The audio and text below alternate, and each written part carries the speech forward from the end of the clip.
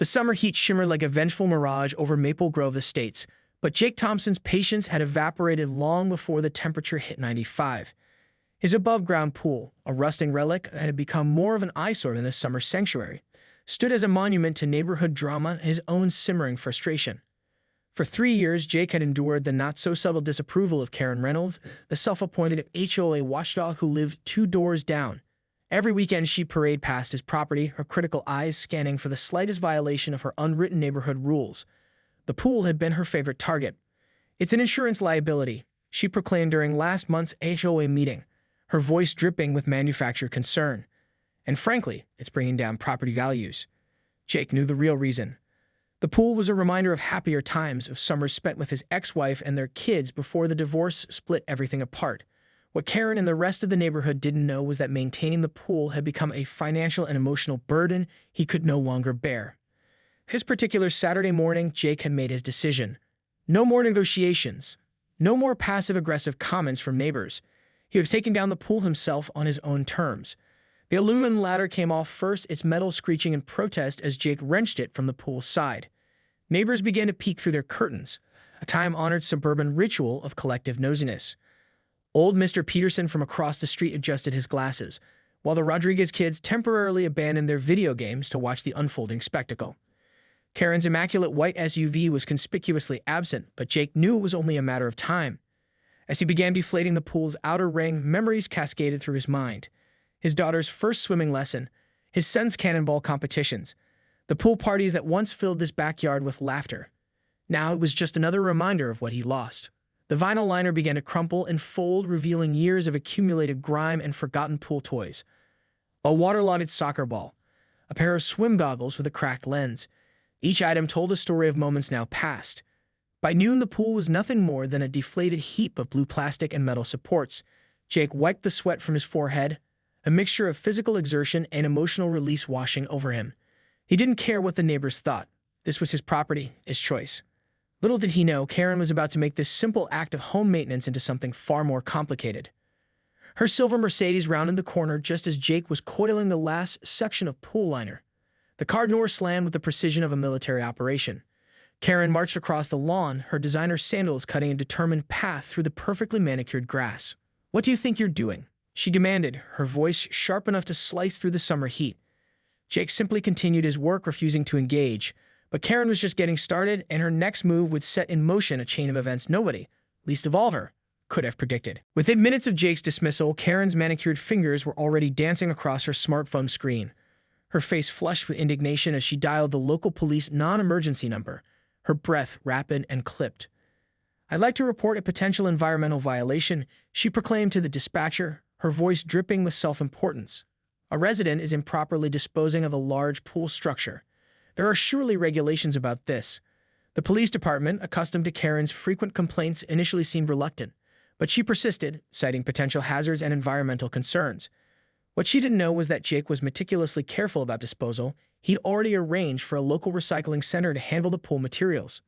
Officer Mark Rodriguez drew the short straw that afternoon. He'd responded to Karen's calls before, everything from suspicious landscapers to unauthorized children's chalk drawings on sidewalks. He knew her reputation well. As he pulled up to Jake's property, the pool was already mostly dismantled. Jake stood calmly, sorting various components into organized piles. The yard was immaculate, with not a single piece of debris out of place. "Mr. Thompson," Officer Rodriguez called out, stepping from his patrol car. Jake turned, a wry smile crossing his face. He recognized the look of mild embarrassment on the officer's face. They'd met before during previous neighborhood disputes. "Let me guess," Jake said, wiping his hands on a work towel. Karen called. Officer Rodriguez nodded, glancing around the yard. "Mind if I take a look?" Jake gestured broadly. "Be my guest." The inspection was quick and painless.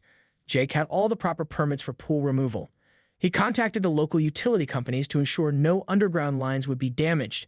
He even scheduled a professional to assess the ground and ensure proper filling and grading. Karen watched from her perfectly manicured front yard, binoculars in hand, her expression growing more frustrated by the moment. Officer Rodriguez spoke briefly with Jake, then turned and walked towards Karen's property. What happened next would become neighborhood legend.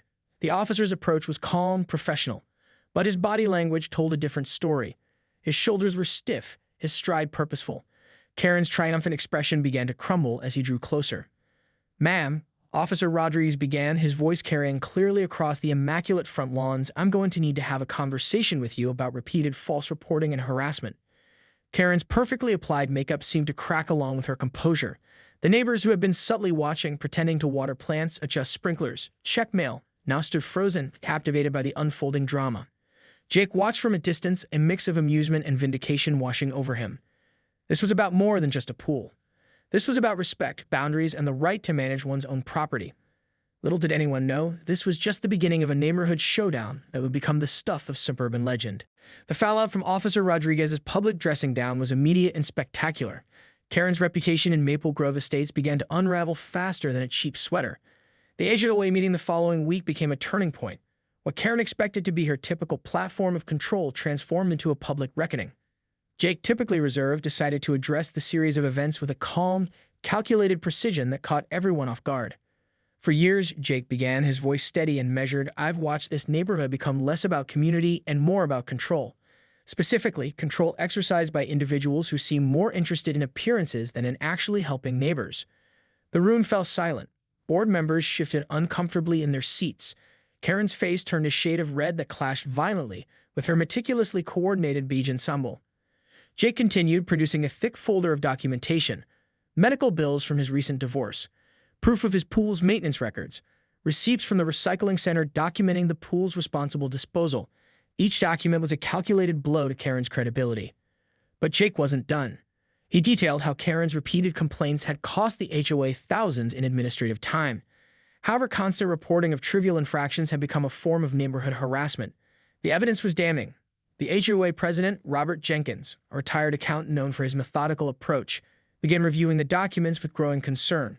His reading glasses perched precariously on the end of his nose, each page turn accompanied by a slight shake of his head.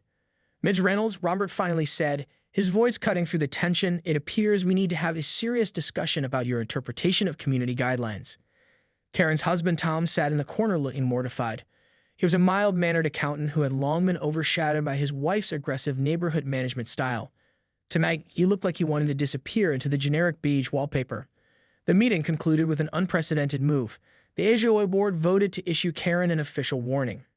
Any further unfounded complaints would result in significant penalties, including potential fines and a temporary suspension of her HOA board privileges. Outside the community center, neighborhood dynamics had already begun to shift. Neighbors who had previously avoided confrontation now looked at Jake with newfound respect. The Rodriguez kids gave him a subtle thumbs up as they rode by on their bicycles.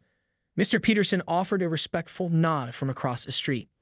Karen, meanwhile, sat in her Mercedes, hands gripping the steering wheel so tightly her perfectly manicured nails threatened to crack. She had wanted to teach Jake a lesson about neighborhood standards.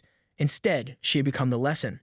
But this was far from over. Karen was not the type to accept defeat gracefully. As she drove home, a dangerous glint appeared in her eye. If she couldn't win through official channels, she would find another way. The pool was gone, but the real battle was just beginning. 2 weeks after the HOA meeting, Jake noticed the subtle changes happening around his property. Someone had been leaving small, passive-aggressive markers. A garden gnome strategically placed near his fence line, mysterious tire tracks across the edge of his lawn, and strange packages that appeared and then quickly disappeared. He knew exactly who was behind these increasingly desperate attempts at intimidation. Karen's husband, Tom, had begun to show signs of quiet rebellion. He stopped participating in her elaborate schemes, often seen sitting on their front porch looking defeated and distant. The neighborhood whispers suggested marital tensions were rising, with Karen's reputation now becoming a source of personal embarrassment for Tom. One humid Wednesday evening, Jake's daughter, Emma, unexpectedly showed up. A law student with her father's analytical mind and her mother's fierce determination, she had heard about the entire pool incident through family updates. "Dad," she said, reviewing the strange occurrences around his property, "this looks like intentional harassment. We might need to document everything." Together, they installed discrete security cameras around the property. Jake had learned from years of divorce proceedings that documentation was key. Each strange occurrence was meticulously recorded, time-stamped, dated, categorized. Meanwhile, Karen's social circle began to fracture. The weekly wine and gossip sessions became increasingly uncomfortable. Neighbors who once hung on her every word now found excuses to leave early or avoid her altogether. Her power, built on years of intimidation and social maneuvering, was crumbling. The breaking point came unexpectedly. During the neighborhood's annual block party, Karen attempted to rally support, trying to paint Jake as a troublemaker. But this time, nobody was listening. Mr. Peterson openly challenged her claims. The Rodriguez family stood firmly beside Jake. Even Tom, typically silent, spoke up. "Enough," he said quietly, his voice carrying a weight of final resignation. "This has gone too far." What Karen didn't know was that Jake's daughter, Emma, was building a comprehensive case. As a law student specializing in civil litigation, she saw multiple potential legal actions: harassment, intentional infliction of emotional distress, potential property damage. The game had changed. What started as a simple pool removal had transformed into a neighborhood power struggle that was about to reach its dramatic conclusion. Jake watched the unfolding scenario with a calm he hadn't felt in years. The pool might be gone, but something far more significant was being dismantled: Karen's years of unchecked neighborhood tyranny. And he was going to ensure it came down piece by piece, just like he'd taken down that old pool. The final confrontation arrived on a crisp autumn morning when most residents expected the neighborhood drama to have quietly died down. Emma Thompson had been methodically building her case. With precision that would make any lawyer proud, she had compiled a comprehensive dossier of Karen's harassment. Text messages, security camera footage, witness statements, and a detailed timeline of events created an irrefutable narrative of systematic bullying. Karen's last-ditch effort came in the form of a formal complaint to the local housing authorities, attempting to claim that Jake's pool removal and subsequent landscaping violated some obscure zoning regulation. It was a move born of desperation, a final attempt to reassert her perceived authority. Emma was ready. When the housing inspector arrived, he found not a nervous homeowner but a meticulously prepared defense. Jake and Emma walked him through every detail: permits, disposal records, landscaping plans. The inspector's initial skepticism transformed into clear admiration for their thorough documentation. Tom Reynolds finally broke. During a heated conversation that Jake overheard while working in his yard, Tom confronted Karen about her ongoing vendetta. "We've lost friends," Tom said, his voice trembling with a mixture of anger and exhaustion. "Our children don't want to visit anymore. Is this really worth it?" The neighborhood watched and waited. The turning point came unexpectedly. A local news station, intrigued by the story of neighborhood conflict, approached Jake for an interview. Emma, with her legal background, carefully guided the narrative. They didn't sensationalize. They simply presented the facts. The segment painted a stark picture of neighborhood bullying and one family's measured response. Viewers across the city saw Jake not as a troublemaker, but as a resilient father who refused to be intimidated. Karen's carefully constructed social world began to crumble. Hill board members who had once feared her now saw her as a liability. Her social media accounts became a wasteland of critical comments. The very platform she had used to control others now exposed her behavior to a wider audience. In a final dramatic twist, Tom filed for divorce. The pool incident became the final straw in a marriage long strained by Karen's controlling behavior. Her pursuit of neighborhood dominance had cost her everything: her reputation, her social standing, her marriage. Jake found peace in an unexpected way. The space where the pool once stood became a beautiful garden. His children visited more frequently. Neighbors who once kept their distance now stopped by to chat, to share a cup of coffee. As winter approached, the neighborhood settled into a new rhythm. The drama faded, but the lessons remained. Jake had done more than remove an old pool. He had dismantled a toxic system of neighborhood control, one careful step at a time. Karen moved away shortly after, her once immaculate reputation in tatters. The new neighbors who moved in were kind, considerate, a sharp contrast to the years of tension that had preceded them. And the pool, just a memory. A catalyst for change that proved sometimes standing your ground is the most powerful tool you can have.